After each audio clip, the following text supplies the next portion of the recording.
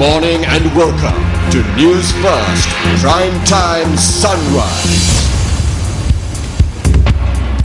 A very good morning to you. It's the 14th of August 2014 and welcome to Newsfirst Prime Time Sunrise, and I'm Sandhu Ferdinando. We'll first start off with a look at your headlines. Inquiry launched against all officers of the Province Wildlife Department on charges of having cooked and consumed venison. 16 Sri Lankan fishermen in Indian custody released. Election monitors say that all parties must work towards ensuring the security of election officials.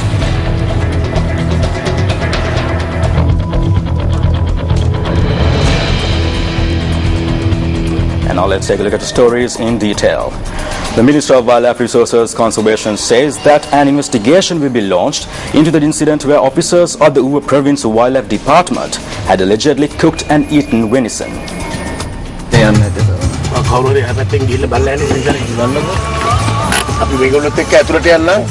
Speaking to News First, Minister of Wildlife Conservation Vijit Vijaymunisosa noted that a group of officials of the department, including himself, were able to identify those involved in the incident.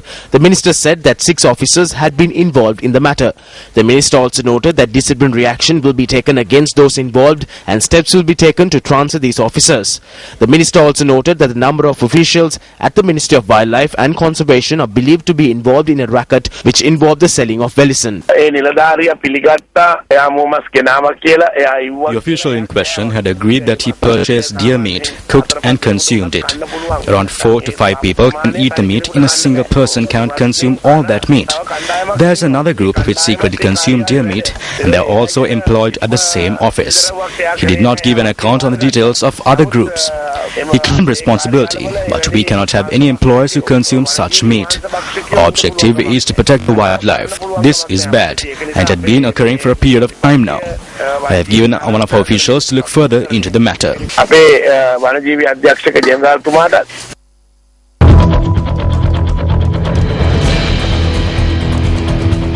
Meanwhile, 16 Sri Lankan fishermen who were arrested in Karnataka state in India have been released. The Minister of Fisheries stated that a vessel that was in the custody of the authorities were also released. The Ministry of Fisheries in Sri Lanka notes that a further 23 Sri Lankan fishermen are being held in Andhra Pradesh in India.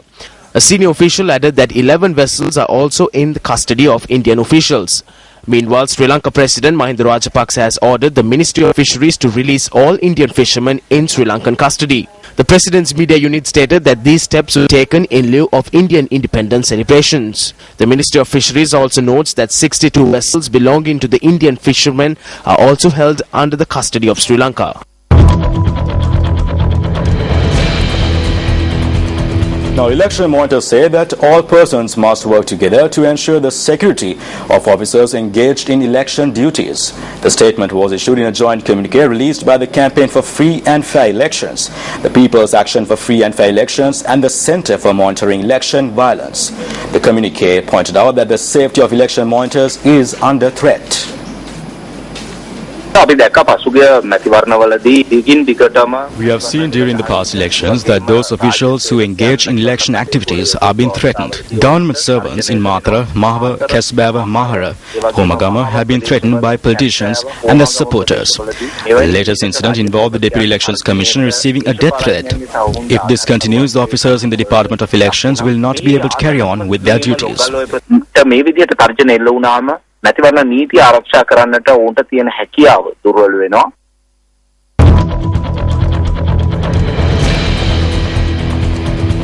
Meanwhile, the Election Secretariat notes that those who require transport CASA vote can submit all applications for special transport arrangements. It was reported that the Election Secretariat will be accepting these applications until the 12th of next month. Elections Commissioner Mahinda Deshapriya stated that these application forms can be obtained through the relevant district returning officers. The Election Secretariat noted that applicants must produce a medical report and supporting documentation to establish the reason for their request and their inability to use public transportation. Still in local news, the Criminal Investigations Department has commenced investigations into the complaints lodged by the Minister of Education, Bandula Gunawardena, based on the allegations raised by several factions regarding several GC Advanced Level Examination question papers. Speaking to Newsfirst, Police Media spokesperson S.P. Rodna had this to say.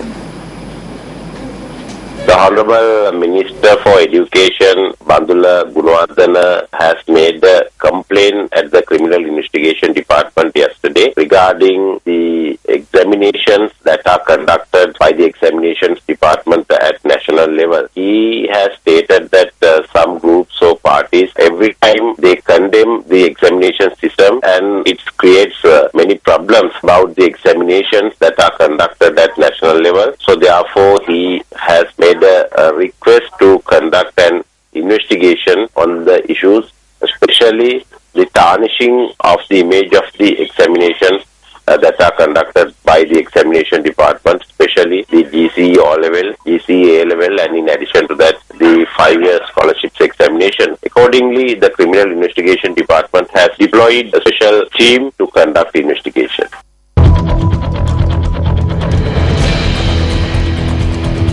Now, recommendations have been put forward to classify Mihintale, Ritigala and Adams Peak as World Heritage Sites.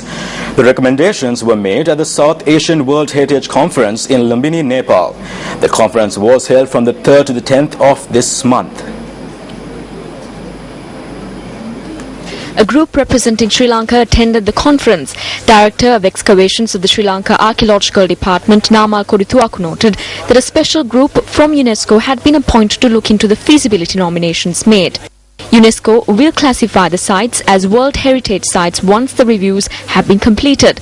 8 locations in Sri Lanka have been classified as World Heritage Sites so far. They include the sacred city of Kandy, Sigiriya, Anuradhapura, Polonnaruwa, Galle Fort, Rangiri Dambulla, Rajamaha Viharaya, Singharaja Rainforest and the Knuckles Reserve.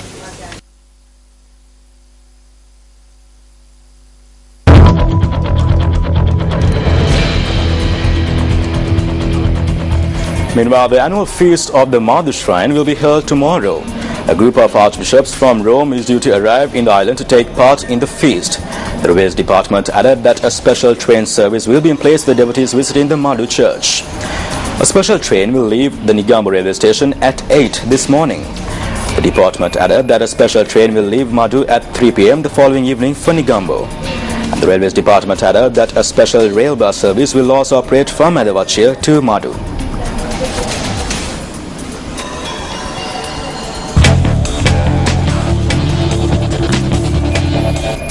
Now in sports today, the Sri Lanka team that will play against Pakistan in the second test that will commence today at the SSC grounds in Colombo. Cricket fans will not see Mahela Jayawardena after the second test in the white kit again as he bids farewell to the longer format of the game. Kumar Sangakkara and Mahela Jayawardena are both amongst the top batsmen who have passed the 11,000 runs mark in Test cricket. Mahela Jayawardena has scored a total of 2,863 runs in 26 Test matches played at the SSC and is the highest scorer at any single venue in Test cricket. Jayawardena has made 148 Test appearances, scoring 11,756 runs, which include 34 centuries and 49 half-centuries.